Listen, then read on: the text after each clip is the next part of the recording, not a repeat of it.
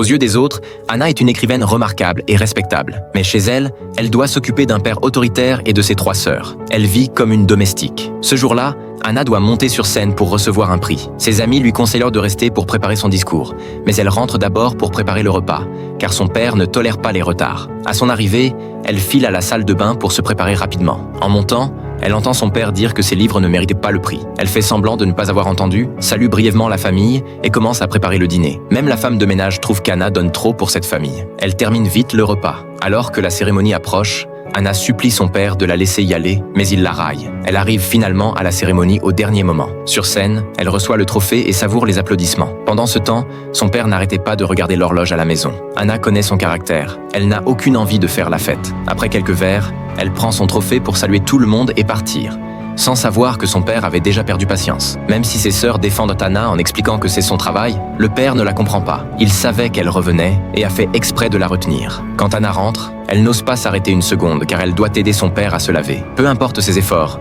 il ne lui montre jamais de reconnaissance. Elle aspire aussi à l'amour. Ses amis lui présentent plusieurs garçons. Parmi eux, un médecin séduisant attire son attention. David lui propose un rendez-vous. Pour Anna, qui n'a jamais fréquenté personne, c'est effrayant. Elle supprime aussitôt l'application. Peu après, sa sœur rentre après avoir essayé une robe de mariée. Anna se réjouit sincèrement, mais un retour à la maison tourne à la dispute pour une futilité. Sa sœur la traite de vieille fille personne ne veut, prétendant qu'elle est seulement l'esclave de leur père malgré son succès apparent. Ces mots blessent profondément Anna. Le père intervient pour arrêter la dispute. La sœur, blessée, s'éloigne. Anna doit ensuite consoler tout le monde. Tard dans la nuit, Anna craque. Elle rouvre l'application et recontacte David. Alors qu'elle croit que tout restera virtuel, un jour David, relaxant dans un bar, aperçoit par hasard la femme dont il rêvait. À cet instant, la vie d'Anna prend un tournant inévitable. De retour chez elle, elle passe la nuit sans dormir. Pour la première fois, elle se demande ce qu'elle pourrait devenir si elle n'était plus seulement fille et sœur. Le lendemain matin, comme d'habitude, son père lui ordonne d'annuler ses engagements pour l'accompagner chez le médecin. Anna reste immobile, silencieuse. C'est la première fois qu'elle ne dit pas immédiatement oui.